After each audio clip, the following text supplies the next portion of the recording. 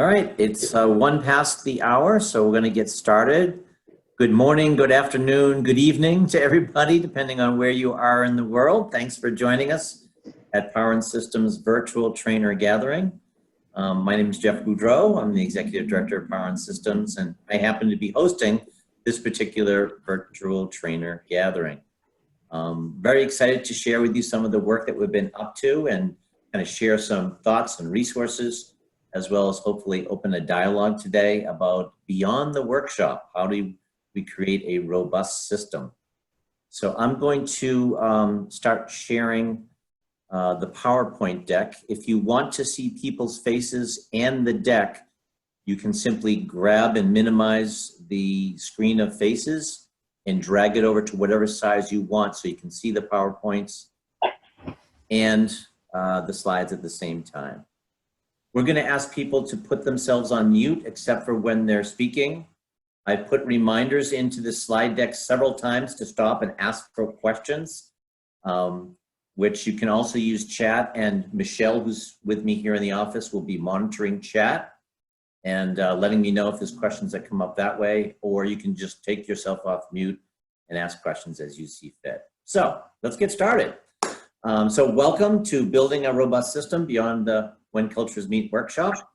And before we get started, I just want to spend just a couple of quick minutes, in case you haven't seen it yet, with some exciting new resources that are available to all of the people who are certified in our various programs.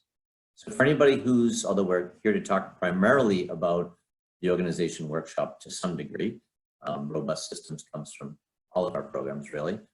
I do want to mention for those people that are OW certified, that if you're not already taking advantage of it, if you haven't been to our website in quite some time, there's all kinds of resources under the trainer resources section, whether it's slides or videos, resources for running a jumbo training manual, logistics manual, supplemental manual, articles, marketing, brochures, et cetera, et cetera. Lots of information in there. And I especially want to highlight, if you haven't seen them yet, we have new slides for the organization workshop that really use a lot more pictures and graphics, and it's very and very diverse ones at that, to make sure it fits a variety of organizations. And we also have a newly formatted leaders guide. Many of you might know Marcia Hyatt.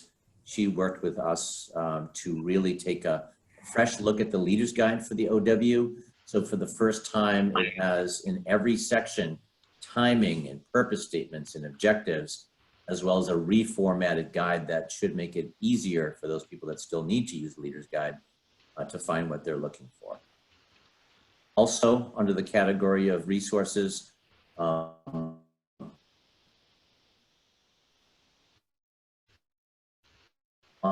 our website that include PowerPoint, trainer manual, workshop and box scanners, etc. And then last but not least, coming soon, we are working on new slides for the When Cultures Meet workshop. We've gotten a great response to the new OW slides, so we're doing the same thing for When Cultures Meet. In fact, you'll see a sense of that even today in the slideshow that I share with you. And we're also, we just did a dry run last night, and we're going to be doing a pilot version with a client company of the first ever official virtual When Cultures Meet workshop, which is quite a bit different from the live in-person one, but contains the same dominance versus others framework. So more to come on that, and we're not quite sure how we're going to deliver that to the network. So we're not sure exactly what that will look like. But anyhow, want to share those really quickly with everybody before we get into today's topic, which is creating and sustaining a robust culture. Just to give you some context, I thought I would start. Most of this comes from a particular client that Power and System has been working with for some time now. They first came on board with us about a year and a half ago, and they were primarily interested in When Cultures Meet workshop, and we did 2 of those for them. But then we continued to work with them very closely, and they really wanted to go well beyond the workshop, and in many ways they were an ideal client to really help both build and sustain a robust culture. And so giving you some client context here, I'm not going to share the name of the company necessarily, but just to give you a little sense of what was going on there. As we talked to the client and what they wanted to bring to life, here's some of the following things. They really wanted to, and they used the word nurture their culture. They were quite proud of their culture and their history. They were a family-owned company. They're in 9 different countries at this point. And they really wanted to preserve what's working. They felt they had a solid bedrock of values and cultural norms, but they also recognized that they needed to change and evolve to innovate, in particular to grow with what is a rapidly evolving competitive environment for them. They also are very proud that they have a lot of 25, 30, 35-year tenured employees, but increasingly both through organic growth and through acquisition, they were getting a lot of new employees, many of whom came with new ideas, new technologies, new ways of working, and they were seeing a clash there in terms of their established way of doing things and the new ideas and new policies, new procedures and methodologies that people were bringing into the organization. They were also very interested in integrating their company culture with their acquired company's culture because they had a steady track record of acquiring in what they called tuck-in acquisitions. They realized that years would go by and people still identified with the acquired company's culture. In fact, even employees that joined the company in that particular part of the world, years after the company had been acquired and supposedly tucked in, were still identifying themselves as employees of that company whose brand no longer actually existed in reality, yet the culture didn't disappear at all. And then last but not least, they really were realizing what happens when they expanded geographically internationally, that they hadn't paid enough attention to really thinking about the ways of doing business that exist in various parts of the world based on local norms, business norms, etc. So that was some of the context that I wanted to share with you. And then after this next piece, I'll pause to see if there's any questions on the context before we get into what we did. So what did we do before the session? So before we got into the Beyond the Workshop, we actually did do When Cultures Meet workshop for 150 of the 200 people who ended up going through the Beyond the Workshop components that I'll share with you today. So it was originally going to be 70 top leaders to go through the When Cultures Meet workshop. As news spread of what we were doing as a company, that 75 got so big that they decided to do 2 sessions and ended up doing 150. So the original plan was 60 or 70, that grew to 100 and then to 150 by the time we were done with the 2 sessions. So both of the When Cultures Meet workshops were jumbos, is what that means. We also work with the client to help them articulate behaviors for each of their 7 organizational values. They had 7 values that they felt were very fitting for their business, but they were generally understood at the senior levels of the organization, not so well understood or articulated at the mid and frontline levels of the organization. We also worked with them to identify what polarities they were grappling with in their organization, as well as what were some of the key business challenges. This client was really forthcoming and really self-aware about both of those topics. They were able to come up with 14 different polarities that were very much influencing how they were balancing the needs of their business and their clients, as well as 7 very meaty, very substantial business challenges that they were willing to let us leverage for the Beyond the Workshop content. So I want to pause there for a second. You can take yourself off mute or you can use chat. Does anybody have any questions about the context in which we were doing this work before we jump into what our methodology and what our exercises and approach were?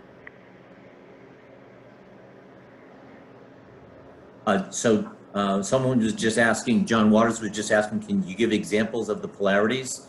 And let me say generically right now, I actually have specific examples in some of the slides to come, but generically right now, the polarities fell into categories of balancing people processes. So how do we how do we really value long tenured employees and also leverage and hear and implement the ideas of the new talent that's joining the organization would be an example of a people process. And then there were also business processes polarities that they were trying to address. For example, are we an innovator and are we on the leading edge of introducing new technologies and new processes in our industry? Or are we a fast follower or maybe a slow to adopt in some cases? So trying to figure out where they wanted to be on various both people and business processes. And of course, sometimes they're one and the same. But we'll get to some very specific examples of polarities later. Thanks for the question, John. Any other questions about context before we get into the next steps?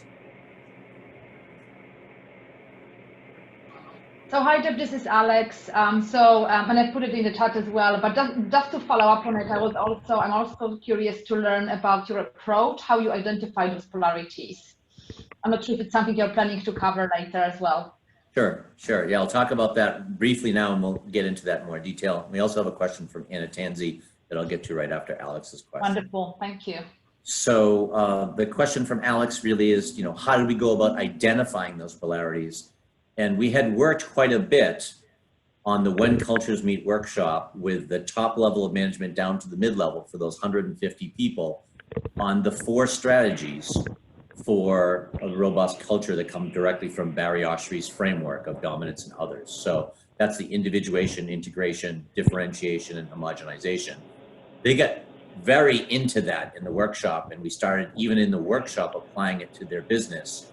And they were so intrigued by that, we saw that it was less important for them to focus specifically on those 4 strategies and more to think of what are the things that we're trying to balance that we need to be integrated and individuated about as it relates to the real business challenges. So it was actually almost a movie within a movie that they really clamped on to these 4 strategies and then started to extrapolate from there about what situations are we grappling with. There are 2 right answers that we need to balance and find what's the right midpoint in between them. And so they actually did a survey at both their senior level, which is the top 12 leaders, and then their senior leadership group, which is the top 50 or 60 leaders, and really surveyed them across all business units and across all functions to identify what people thought the most important and most critical polarities were. And they had the framework of the 4 strategies to identify that. Anna Tanzi's question, so thank you for that, Alex. Anna Tanzi's question was, did we use Barry Johnson's polarities? And certainly that concept is very close to what I consider polarities in Barry's work around the 4 strategies. And so yes, I would say it was very consistent with that, although we didn't necessarily teach people Barry Johnson's polarities management body of work. I would say it's very similar, very, very related work and certainly relevant. Any other questions on the? Also one from Mahesh on how to make a distinction between areas and opposites. Mahesh asked a question about how do we make the distinction between polarities and opposites. And I'm going to take this one last question on this topic and then we'll move on because we'll get to polarities a little bit later. Sometimes, but not always, are polarities the way we work with them opposites. Oftentimes they are opposing forces. Sometimes they are complete opposites, pulling you in different directions. Sometimes they are things that are opposite poles of the same issue or dynamic. And so we tried to draw a careful distinction between when it was truly opposites and when it was something that was on the same continuum, but not necessarily polar opposites, which is kind of the more true definition of polarities as I usually see them. So you'll see when we get to the examples that there was some of both in that. There were some polarities that were truly kind of opposite ends of the same spectrum, and in some cases they were on the same continuum, but not completely opposites. So we'll get to that. So we weren't completely pure or purist about it. It was a helpful mechanism for the organization to really deal with issues that were pulling the organization in opposite directions or in different directions that were significant enough to make it a challenging place to manage. So I'll leave it there for now. All right, so let's keep moving forward just to keep our momentum going, and thanks for the questions.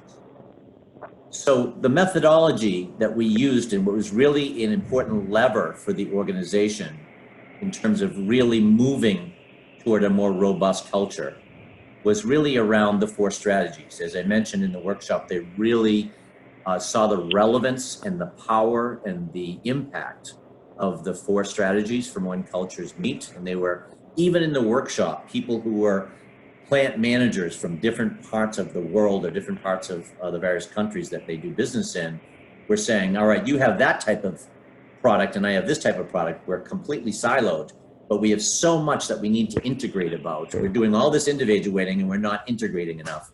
They were on fire, even in the workshop, about the opportunities for them to have a more robust system where they were integrating, sharing similar problems, similar solutions, et cetera, et cetera. So we very much wanted to leverage and help them build their capacity to manage the 4 strategies. Specifically, there were 5 things that we built into the Beyond the Workshop work that we did with them. The number 1 thing was that we really wanted to use their values to do several things: to increase alignment among all employees in the organization and partnership in terms of how they work together, both internally and with their internal and external partners. And then also to use those values to really guide or enhance their decision-making, particularly on tough issues that face the business.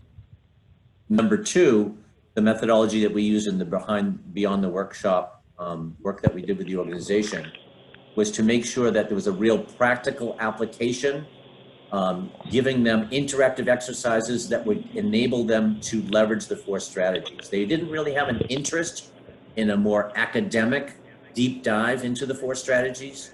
They really wanted to experience the 4 strategies. What does it look like when we're actually integrating, when we're individuating, when we're differentiating, when we're homogenizing? Give us exercises that really help us do that, build the skill, and deepen our understanding of what it looks like when we use these strategies. Number 3 was they really wanted to, and they saw the value of us helping them set up and continually mix the cross-functional groups that they were operating in as they worked together. So we would have them with one set of groups that were intentionally cross-functional, and we made sure that the senior leadership group was spread out so there was no more than one senior leader at each group. And then we rotated people because it was important to them to get exposure to the thinking, skills, and experience of a wider spectrum of the organization, and to really give the chance for people from even a succession planning standpoint to really assess the talent and help nurture the talent across the entire organization. Then we also got them to see the value of weaving peer observation, feedback, and coaching into the activities, particularly as it related to not only how well they crafted their solutions to the problems they were solving together, but especially in terms of how well they were demonstrating the values as they worked together to solve real business issues. And it really got them more attuned to how do I evaluate myself and how do I evaluate others and how do we evaluate ourselves as a group in terms of how well we are demonstrating our own corporate values. And then last but not least, the other methodology that was really key to this whole effort was using action learning, particularly as we were addressing the relevant polarities that we'll be talking about, as well as some of the real business challenges that we spent an entire day on as a group. I think someone has a question. If you're raising your hand, you can go ahead and take yourself off mute. Is that a question, Larvis? No? Okay. So moving forward, what we titled the Beyond the Workshop program, it was a 2-day offsite, and we ended up doing 2 workshops, one in December and one in January.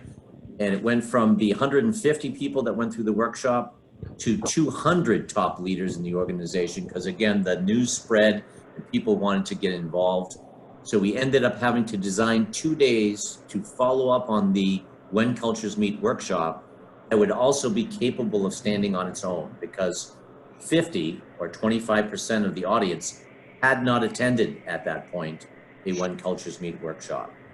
And this quote at the bottom of this page, I think really fairly captured the entire company's approach to how they were thinking about their culture. They were very proud of their heritage and their history and their success. And so they didn't want to let go of their values and how they identified themselves as a company. But at the same time, they also fully recognized the need to open their arms to change. And in fact, in some ways, this is a polarity that they were trying to manage. So to get really technical or really prescriptive about what we did, I want to share with you high level of the agenda for day one, and then we'll get into the agenda for day two after we get through all the detail of what I'm about to show you. And day one, the way I would characterize it is we did 4 highly interactive activities that were designed to build their skill, give them a chance to coach each other, work cross-functionally, all the things that I mentioned before, and to specifically give them a chance to build their abilities to do the 4 strategies from When Cultures Meet. And so at a high level, the first exercise was all about living their values. And I'll get into detail about this in the subsequent slides. But the first activity was about a couple hours long altogether. There was 4 parts to it that I'll get into the detail on. But essentially it was to really make sure that these top 200 leaders really understood in really behavioral terms what are the values, and not only how should they be living them as leaders of the organization, but how are they really going to drive those values throughout the entire organization. And so they needed to look at that through several different lenses that I'll give you details on in a minute.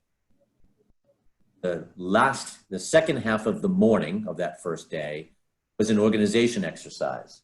This is basically a 1-hour OW. It's also known as the Organizational Spaces exercise, and various practitioners out there in our network, people that come to mind for me that have used this exercise besides me are people like Kevin Purcell and John Waters as examples. You do a 1-hour OW, there's no customers involved. That's something I can tell you a little bit more detail about when we get to that particular exercise. This was particularly relevant to this group because there was a lot of dynamics around top sucking it up, around bottoms feeling vulnerable, and about middles getting torn, that it just really was a nice companion piece to the When Cultures Meet, and really, again, was another tool to use to really help them understand the challenges and the opportunities of a robust culture. And after lunch, the first afternoon activity was around what we refer to as H3, or head, hearts, and hands.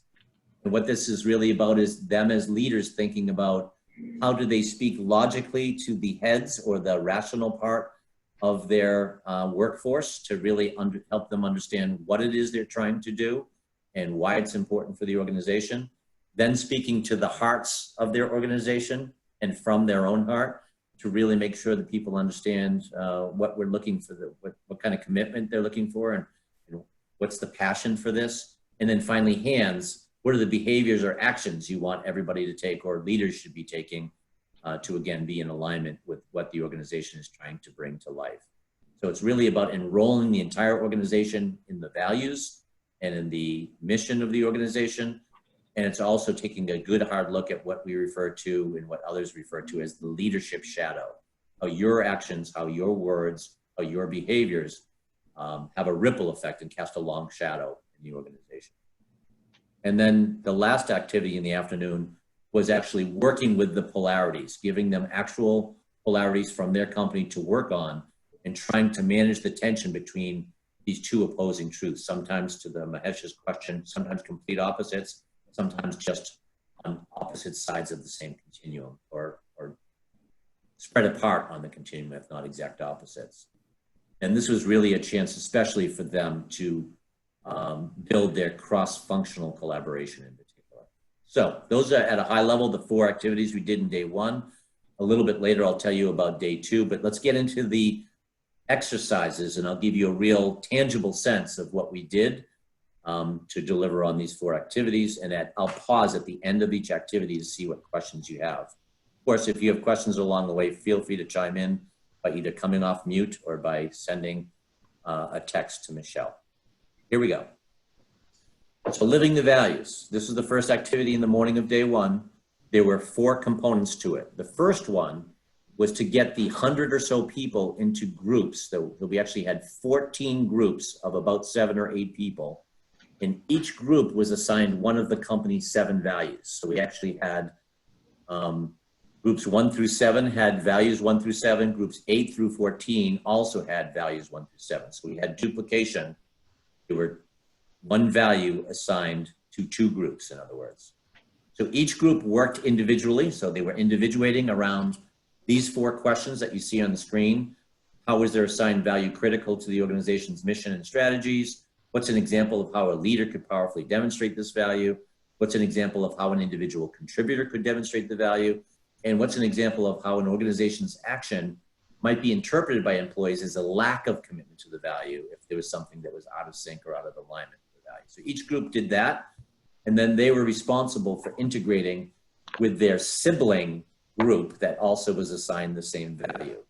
So part 2, they combined the 7 groups and they came together and integrated their thoughts and compared and contrast what they had come up with. And then each group had to integrate with their sibling group to deliver a 2-minute summary of their main insights. So each group individuated on 1 value, then they integrated with another group to share and combine their thinking. And then they integrated with the entire group to share their thinking. So everybody heard about all 7 values in response to these 4 questions. You can mix up the questions any way you want. These happen to be the 4 that we used, that we had worked out with the client would be relevant for them. So that's part 1 and part 2. Part 3, after they had that context around values and really got to think about and get familiar with the behaviors, which were fairly newly articulated for the organization, it made it more real for them. We also used Kahoot.it, which is a cell phone application that you can do polling with anybody that has a cell phone. So we had set the poll up in advance and we asked basically a bunch of questions, but the 2 main ones that we were most interested in were, what do you think are the biggest opportunities? Which value represents the biggest opportunity for you to increase your effectiveness? And which value represents the biggest opportunity for the company to increase its effectiveness? And the results of the poll, we actually got in the form of not only the numbers, but also a word cloud that we were then able to project back to the group, and everybody got a chance to have a large group discussion. First a small group discussion, then a large group discussion about what they saw as the themes and the opportunities. And we actually did a follow-up survey to identify specific tactics and strategies to address whichever ones they voted that most highly on. So on the next page, you will see this is exactly the word cloud that came up with the priority. So there was an amazing alignment between the company's perceived opportunity as well as the individual's perceived opportunity. Innovation was number 1 with both of those questions. The number 2 question for individual effectiveness was partnership, and the number 3 was accountability. The number 2 one for the company was accountability. So 2 of the top 3 responses were shared between the 2 questions, and there was quite a robust discussion about why that was, what actions needed to be taken, what strategies needed to be implemented, what strategies needed to be discarded in order to really be addressing the opportunities as they saw them. This was tremendously valuable for both groups, and both groups were almost identical in their answers in terms of the number of answers, never mind the which were the top 3. So I'm going to pause there for a second and see what questions, if any, do you have about the first activity, which was all about understanding the values more deeply and thinking about, as a leadership group, how are they going to help make sure that they not only role modeled them, but they permeated the organization. John has a question. Can you clarify sibling group? So John was asking a question about, can I clarify the term that I use, sibling group? What I meant by that was there were 7 values and we had 14 groups. So that means that there were actually 2 groups assigned to innovation, 2 groups assigned to accountability. So they individuated first, individually by their group, and then the 2 groups that were assigned innovation then came together and again shared their thinking, compared and contrasted, and it was their responsibility to integrate their 2 presentations down to 1 to share with a larger group. That's what we meant. I apologize if the term sibling didn't resonate with people, but that's what I meant. How can we manage this design when the organization is geographically distributed across the country or globally? So Mahesh just asked a question about how could we implement this design if the company is geographically distributed. This company that I worked with is geographically distributed, and they spent the money to bring everybody to a central location for 2 days to do this event, both in January and last December. Not all companies would either want to do that or maybe have the ability to do that. So you would have to make sure that exercises like this could be done virtually. So you'd have to translate them into the virtual realm. We could get into a lot of specifics about how to do that, but I don't think we have time for that, or that would be appropriate today. However, Mahesh, since you asked the question, I'd be more than happy to get on a call with you at some future date to talk through that, because I've had to do that with some companies before. Curious about if diversity and inclusion was considered a company value. So someone asked, who was the name, Marcine? Marcine asked if diversity and inclusion was considered a company value. Actually, what was really interesting for me about the behaviors, their values and the behaviors that they used to articulate those values, is that not only were topics like diversity and inclusion very much part of the behavior set, but it showed up in multiple places.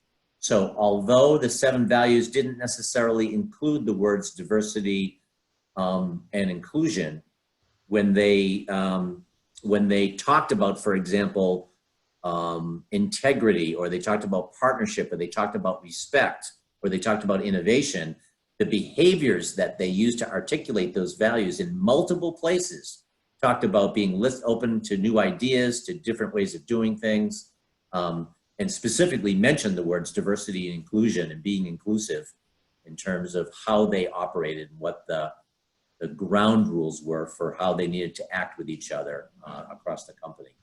So that was really noteworthy. That was true not only of diversity and inclusion, but several other topics as well around treating each other with respect showed up in several different values as an example. Any other questions, Michelle?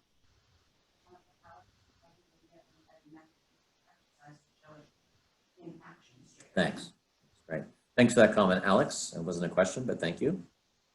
All right, so the second exercise, as I mentioned earlier when I did the high-level overview, was a mini OW, if you want to think of it that way.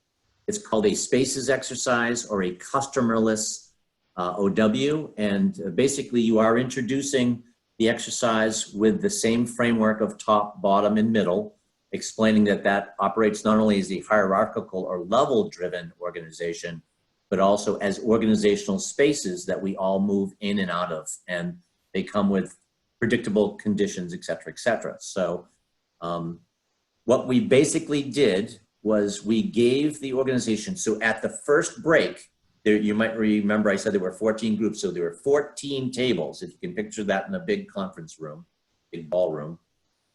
And there were 2 tables that I grabbed just before break and said, I'm sorry to let you know this, but you're not gonna have the same break that everybody else is gonna have. I need you to come up to the front of the room with me. I happened to grab table 1 and table 8. They came up to the front of the room and I told them, you're gonna be able to take a break in a minute with the rest of your colleagues, but before you do, here's what's gonna happen when you get back from break. So they literally had very little time to prepare this on purpose.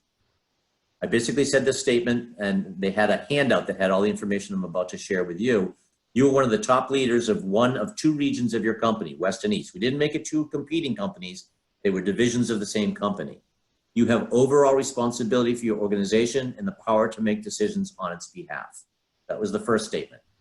The second statement says, we told them that once we got back from break, they were going to have 25 minutes for you and your company's employees to address a business challenge. At the end of that time, there must be a creative presentation based on the task to which the top leaders of both companies have agreed. So although it's East and West, I gave them 3 choices of an objective, and they could either take one of those 3 or they could create a combination of those 3, but they had to agree, both East and West, on which objective they were going to choose. The 3 objectives I gave them, just so they didn't have to come up with something from scratch, was either a business issue, which would be to identify ways to significantly increase the engagement level of employees, the business issue of identifying ways to increase the quality of work life for employees, or the business issue of identifying ways to engage employees in identifying and vetting cost savings and quality improvement ideas. All 3 of these ideas, by the way, I had checked with the C-suite at this organization, and all 3 of these were relevant to real life for them. They ended up, both groups conferred briefly. They were balancing their need to get to consensus with their need to get a snack and use the bathroom before we reconvened. And they chose number 2, which in some ways was viewed by the group as the toughest of the 3. But they decided to be very courageous and tackle this one. So that was their chosen assignment. So they went on break, and when they came back, everybody again sat at their 14 tables. And actually, we had just mixed them up before break. So they came down to their new tables and quickly greeted the people that were sitting there if they were unfamiliar to them. And then very quickly, we started the exercise. And basically, tables 1 and 8 were the tops. And I introduced them to the group and explained how much time the group had. But I didn't tell them what the chosen business issue was, because that was really up to groups 1 and 8 to do that, the tops. I did also mention that groups 7 and 14 were the middle. So at the opposite end of the room is where the middles were sitting. And then all the tables in between were the bottoms, or the front line of the organization. And we went through the exercise. I'll actually hold off on sharing this for a second. We went through the exercise on purpose. This exercise is ambiguous. And what happens with this short version of the OW, if you want to call it that, is that the company culture comes flooding in to deal with that ambiguity. They deal with this ambiguity and this business challenge and this time constraint in the way that their culture has kind of taught them to. And sure enough, it was really telling how they tackled this particular challenge and dealt with the time constraint, the ambiguity, and the delivery of the goal. Basically, without belaboring the point, it was really a powerful experience for the group. They really got a chance to feel the challenges of the top, bottom, and middle spaces. They were able to relate that directly to the dynamics that they have seen happen in their organization over and over again. I would say, to try to summarize it for this audience, the number 1 prevailing thing that really reflected how they operate in their culture is that they are tremendously quick to respond when there's a firefighting situation. All hands on deck, everybody kind of puts their own personal needs aside and jumps in to help. They are particularly quick to act, and they identify themselves as good at firefighting, but lousy at fire prevention. And I think that analogy or metaphor was very apt for them. They jumped in to try to solve the problem. There was a lot of sucking it up happening at the top. There was a lot of waiting around and vulnerability at the bottom. There was a lot of running around with your heads cut off as middles. So it was a really good experience in what happens when there's a perceived crisis, when there's a pressure cooker applied to their situation. And they could really respond, they could really relate to the exercise and what they do when they're confronted with some kind of process shutdown, whether it's a competitive threat, a technology change, whatever would create a crisis or a firefighting situation. They said, wow, we really kind of showed our culture here and how we operate. Where we took this exercise after debriefing it to understand the predictable conditions, the reflex responses, the disempowering scenarios, was to get into total system power and really talking about tops as shapers, bottoms or workers as producers, and middles as integrators. And so what we did as a group exercise to really get a lot of value out of this was to have them at their table groups, which is a new table group from the first exercise, select a real company initiative that was really going on, that we're really midstream on, and identify that if they showed up as shapers, integrators, and producers, how would it change the trajectory of that initiative? How would it contribute to the success of the outcome? And again, they got very specific about how they should change, how they were operating, how they were showing up as leaders, what would it look like to shape versus suck it up, et cetera, et cetera. So again, I'm going to pause there for a second and see what, if any, questions you have about this second activity.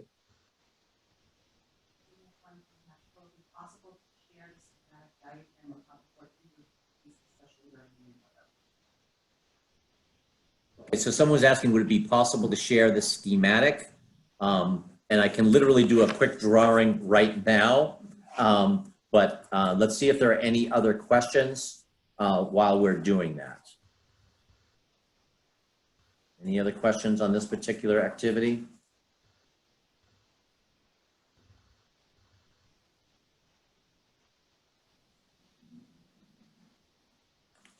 Okay, so if you can see this piece of paper, you'll see that in the room, there were 14 banquet tables, and there's a line, an invisible line, down the middle of the room. There wasn't actually a line, but we basically split the room in half.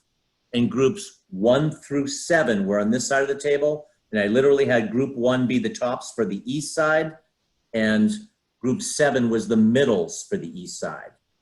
Group 8 was the tops for the west side, and group 14 were the middles for the west side. And then everybody in between, 2 through 6 and 9 through 13 were the bottoms for this exercise.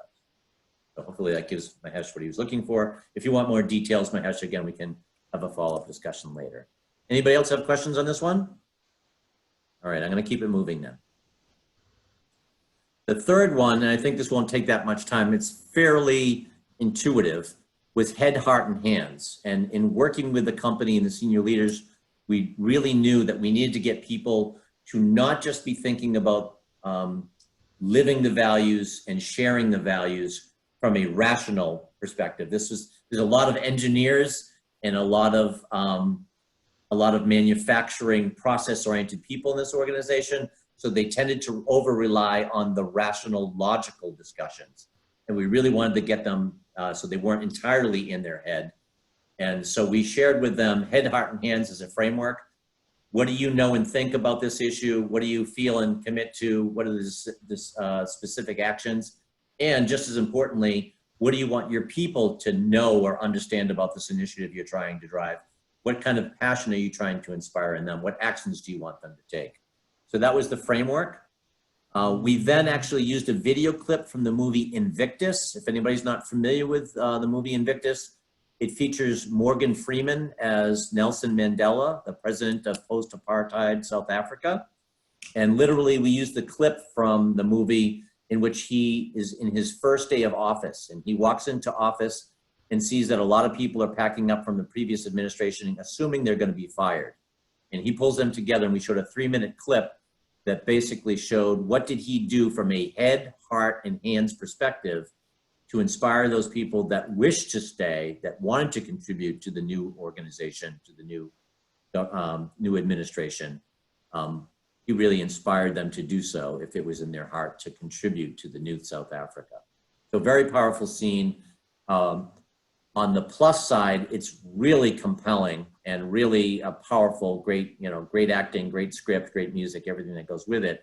On the other hand, you also have to be careful that you're not telling people you've got to be as effective as a leader as Nelson Mandela. That's a pretty high bar to set for anybody. So we really did some work to make sure that we said, what can you do? What's within your purview in terms of, of how you would show up as with heads, heart, and hands. And we also had a business, I forgot to mention this for the other two exercises. For each of these activities, I also prepped and coached a mid to senior level leader to come up and give a testimonial, to give an example of each of the values of the organizational transformation of the head, heart, and hands. And the person that got up on this one told a wonderful story about an IS rollout and how head, heart, and hands played a huge role in her leadership of making that a successful reality at the organization. The other thing that we did with this is something that's called 1, 2 for all. If you're not familiar, this is a great website that you can go to called liberatingstructures.com.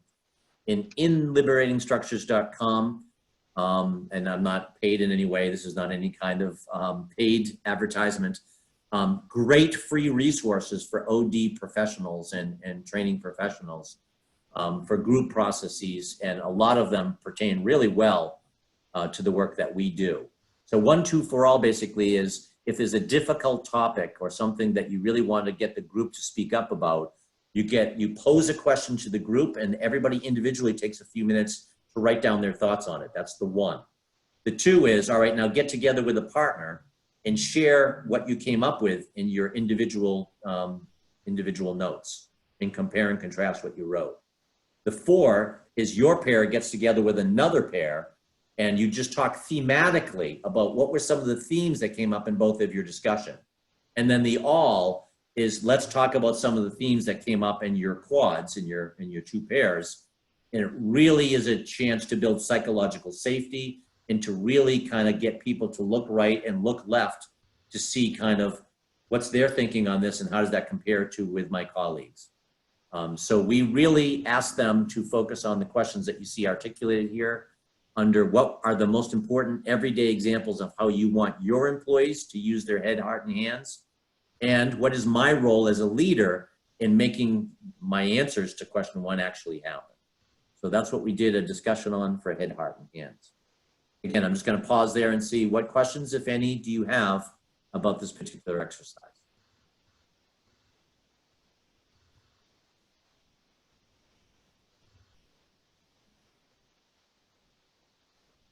See one coming in on chat. Anybody want to? Comments? Okay. All right, so I'm going to keep moving, so keeping an eye on the time here. It's 12:48 my time. So the last exercise of day 1 was polarities. And John Waters had already asked for some examples of polarities. The first place we started, actually, especially since 25% of the audience hadn't been through When Cultures Meet, is we did a refresher on the 4 strategies. And we talked about individuate and integrate as 2 very related but opposite directions in terms of how we show up in an organization. And then we also refreshed them on differentiate and homogenize. So we had really kind of positioned individuate and integrate as a polarity and differentiate and homogenize as a polarity in the previous workshop. And again, as I mentioned before, this is something that they really identified with and immediately began to apply. We then had a senior leader come up and talk about specific polarities, and the 4 examples that he gave were these as follows. So how can we both lower costs, whether that be expenses or headcount, and improve service and or value to our customers? That was one example. How can we continue to rely on our strength for centralized decision-making, and when do we need to really have local decision-making that is closer to the customer or more attuned to the local conditions, environment, economy, etc.? How can we deliver top and bottom line expenses and manage costs and resource constraints? How can we improve efficiency and manage increased complexity? So these are 4 of the 14 polarities that they identified that were very real for them, and certainly a subject of a lot of confusion, a lot of conflicting information, a lot of the cause of lack of alignment or partnership in the organization. So these were real substantial issues that they were grappling with. I also chose a quote down the bottom of the page, if you can see it, from F. Scott Fitzgerald. The test of a first-rate intelligence is the ability to hold 2 opposed ideas in mind at the same time and still retain the ability to function. So there's a lot of people out there, Barry Johnson was mentioned earlier, F. Scott was certainly ahead of his time in many ways.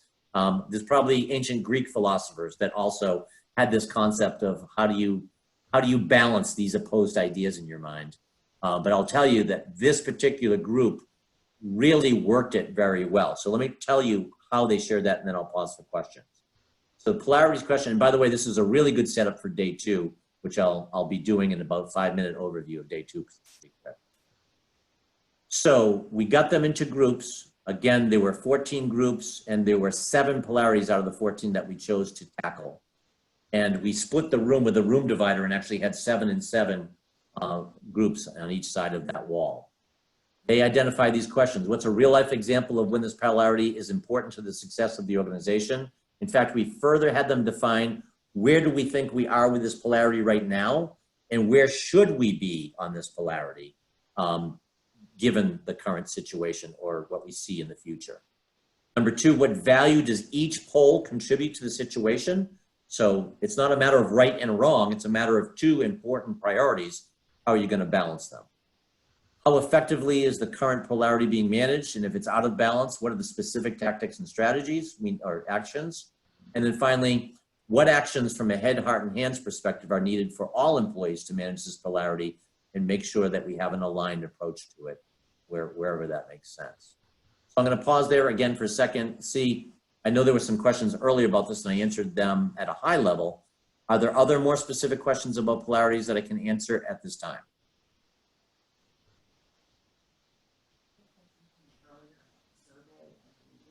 Mm-hmm. Are you willing to share the specific questions from that survey? Yeah, I'll get to that. I'll get to that later then at the very end. No questions on polarities? Okay, maybe I answered them to people's satisfaction earlier. All right, so the second day, we'll get to that, is incredibly simple to actually explain because we did one thing all day long on the second day. Oh, by the way, at the end of the first day, we also did the blue dot exercise for people that are familiar with that. And the specific blue dot exercise was the group was charged with coming up with a leadership pledge that would apply to the whole company, as you can see detailed here. And both, there was a group identified in December and a group identified in January. So the group in December took the ball and ran with it. And then they were responsible for onboarding the group that came out in January. And then together they had to integrate, and they're working on a leadership pledge that they're going to be sharing with the senior leadership team and making their recommendation and getting approval to move forward with it. They also had an individual action planning at the end of day 1 where they had to have an accountability buddy, so to speak, and they decided what they were going to commit to and have a 30-day action plan to make sure that they supported each other in actually making that commitment a reality. So on to day 2. Day 2 was about one topic, really. It was about strategic business challenges. And there was a dual focus. So we got 7 actual strategic business challenges. I'll show you some examples in a minute. And all day long in small groups, and we mixed them up yet again, they got a chance to work that business issue. And it was a combination of not only solving and identifying even what the business issue problem statement really was, but it was also about, just as importantly, not just what you're doing, but how you're doing it. And the how was all about their values and the behaviors. So it was really a chance for them to work cross-functionally to address a business issue, but at the same time to grapple with their leadership values and behaviors as it related to how they work together, as well as how that would influence or enhance their decisions around this business challenge. So at a high level, what basically happened is they got assigned an example, like as our employee population ages, how do we leverage the experience at the same time as we also create opportunities for other people to learn and grow and contribute? Or should we focus on being first to market or being a really good fast follower when it comes to technology development? Or they happen to be in the plastics industry. I specifically haven't mentioned the company name or industry, but there's a growing trend depicting plastics as bad actors and impending regulations defining their use and life cycle. How do we responsibly make our participation in this industry more appealing environmentally and our company more sustainable in the long run? Particularly because they don't create single-use plastics. They perceive that they were unfairly lumped in with companies that were creating a more of the bad plastics or bad actor type of role in the industry. So for a lot of their perception on that one, it was a perception issue that they needed to manage, as well as take a good hard look at what their impact on the environment is. And then last but not least, as an example, there were, again, 7 of these. When quality and delivery problems inevitably surface, how do we effectively, or more effectively than we do today, focus on fixing the problem rather than assigning the blame? So they called one on themselves in terms of this was not a particular strength of theirs and they need to address it. So the methodology that we gave them to use this was really a very focused approach and a very prescriptive approach to working the business challenge literally all day long. So they were first responsible for developing a shared definition and problem statement. Their typical culture was, oh, we have a problem, let's all jump in and solve it. So they were very quick to jump into problem solving mode, and they didn't spend enough time typically in problem definition mode to make sure they knew what expertise was in the discussion. Did they have the right expertise, the right perspectives, the right representation, and did they have a shared vision of what problem they were trying to solve, and did they have any confidence that they were solving the right problem? The second thing was they had to really make sure they were demonstrating the values and the behaviors as they were working with each other and as they applied those values to the very problem they were trying to solve.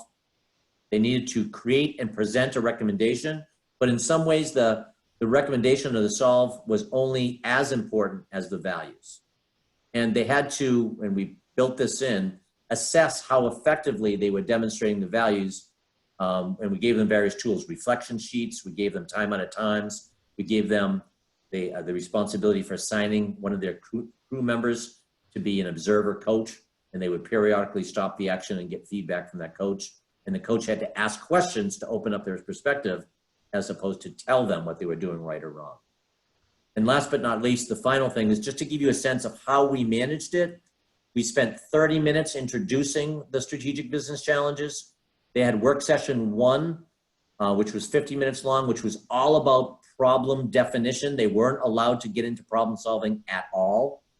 Then they had 5 minutes of individual reflection about how they were demonstrating the values. And then they had 10-minute feedback session run by the observer coach.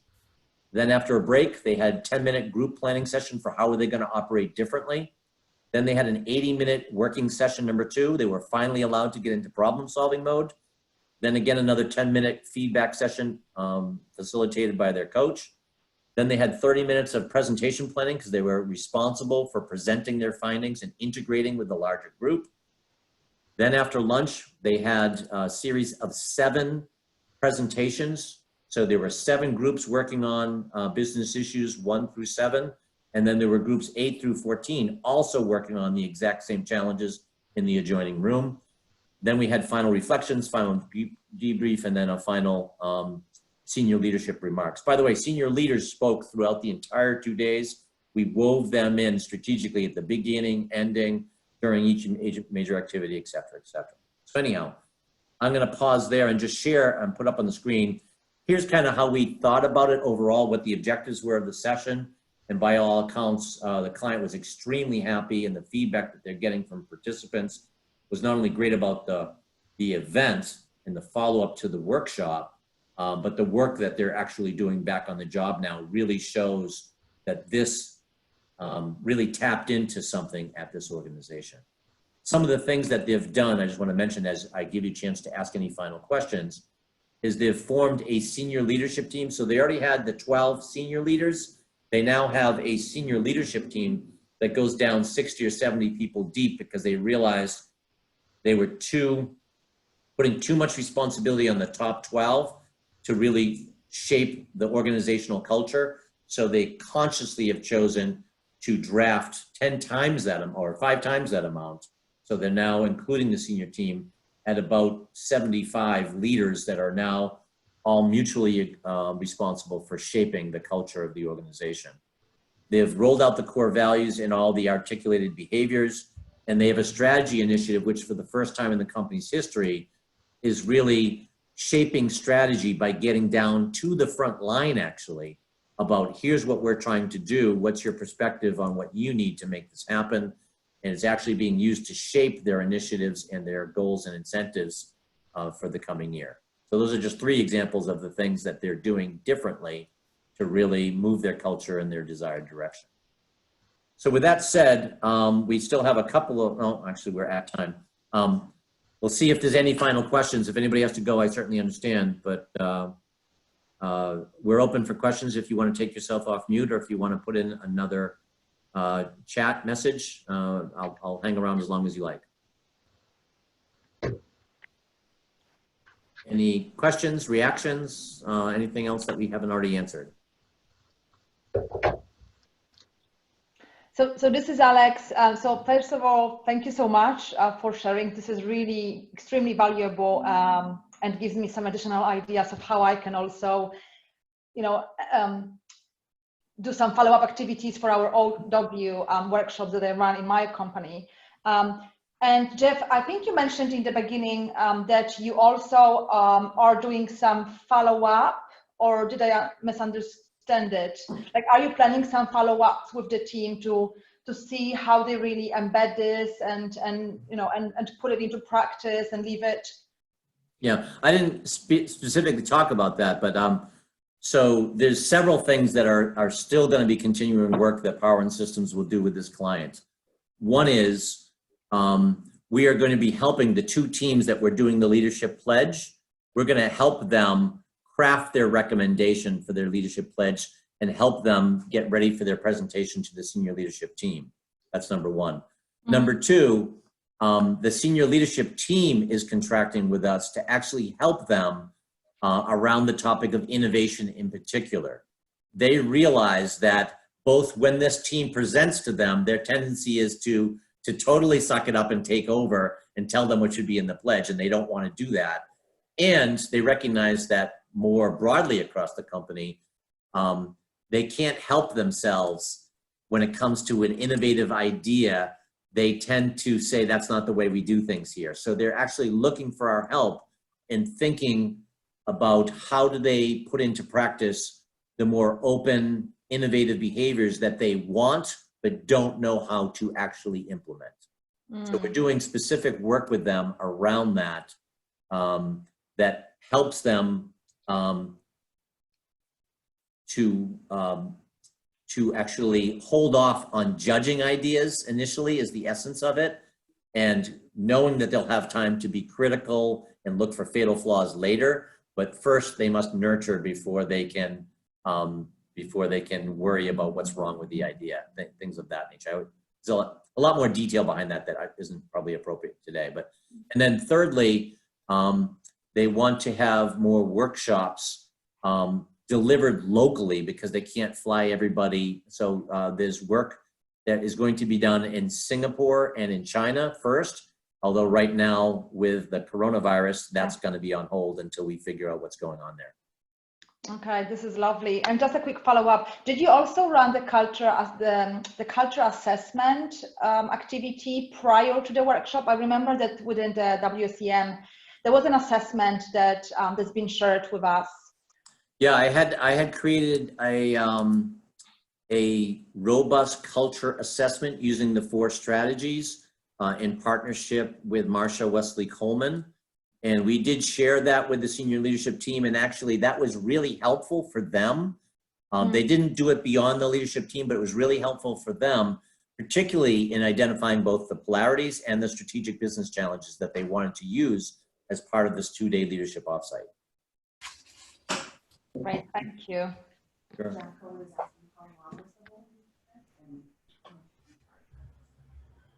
So Jack, hi Jack, I can't see you on my screen right now, but actually I'm going to stop sharing the screen so I can see more faces. Hey Jeff. So Jack, hey Jack, good to see you. Jack asked the question, which was how long was the engagement and how much did we charge? Smiley face. When you say how long was the engagement, are you talking about how long have we been engaged with the client overall, or how long was that what I just described to you? No, like for how many months were you engaged with the client before the first workshops? It sounds clearly like the the engagement hasn't ended. No, the engagement has not ended, and that's one of the really rewarding parts of this. So the entire timeline, in full transparency, in September of 2018, I attended the NERA, New England Human Resources Association annual conference on Cape Cod in Massachusetts.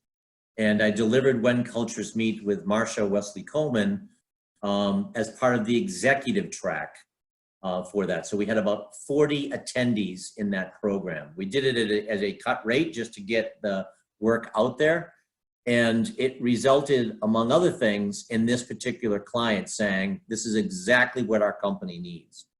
It wasn't until the following spring that we did our first 2 workshops. We did one, I think, in March of 2019, and then another one in May or June. And that's where we first did the 2 groups of 75, so 150 people total. And then it was this December and this January that we did the follow-up 2 days of leadership offsites for what ended up being 200 people total. So that's the trajectory so far of the, and there's been constant communication. And this 2-day offsite, as you can probably tell from what I shared with you, it's not something we had necessarily in our back pocket. So there was a lot of customized design, a lot of discussion with them, a lot of meeting with the C-suite executives to both get them on board. And I guess I would also just say, you didn't ask this question, but I think it's important when we're thinking about this type of thing. The conditions were right in many ways for this work with this particular client. They actually have a CEO who was beloved. He is a direct descendant of the original founder of the company. The company's been around for 85 years. And without speaking out of school, they also had a high-ranking executive who was kind of the tough guy at the organization and actually was used to deal with a lot of the contentious issues. And it really created a rubbing point in the culture. And they realized that if they were going to move forward, if they were going to continue to attract the talent and expertise they needed to change their approach and their very home office centric culture that they had built. And so the CHRO who attended the session that we did in the fall of 2019 has been a real champion for change and transformation at the organization and been very courageous. And she's the one that brought us in. She's the one that has really pushed for a lot of change of the culture and evolving of the culture. And she deserves a tremendous amount of the credit, much more than Power and Systems does, for helping the organization see a different and better path to success. That timeline is really helpful. Thank you. Sure. In terms of what we charged fairly standard rates. I'm not going to get into real specifics here, but just to give you a general ballpark. When we did the jumbo sessions of the When Cultures Meet, we basically tried to charge for both sessions. So 150 people, we probably charged around, I think it was $40,000, give or take, for that. And that was, pretty standard off the shelf stuff, but we also adjusted our design specifically for that client. So it was somewhere around the neighborhood of $35,000 or $40,000, if I remember correctly, for the 2 jumbo workshops. For the two-day offsites, we charged closer to $50,000 or $55,000, but that wasn't just the delivery. Obviously, there was a lot of customized development in that. And I would say that depending on the nature of your client, whether it's Fortune 10, Fortune 100, Fortune 500, or nonprofit, your rates are going to differ quite a bit depending, as mine do, depending on what the nature of the client interaction was and what level the organization you're working with and how much is off the shelf and how much is customized. But I'm still willing to share that, at least as a ballpark, if that's helpful. So helpful. Yeah, I really appreciate that. Thank you. Sure. We're all among friends here. Any other questions or anything else that anybody else wants to contribute, actually, for that matter, to this discussion? I'm sure I'm far from the only person doing this kind of work with your clients. A lot of people are doing great work out there well beyond the workshop in terms of their consulting skills and their ability to transform organizations.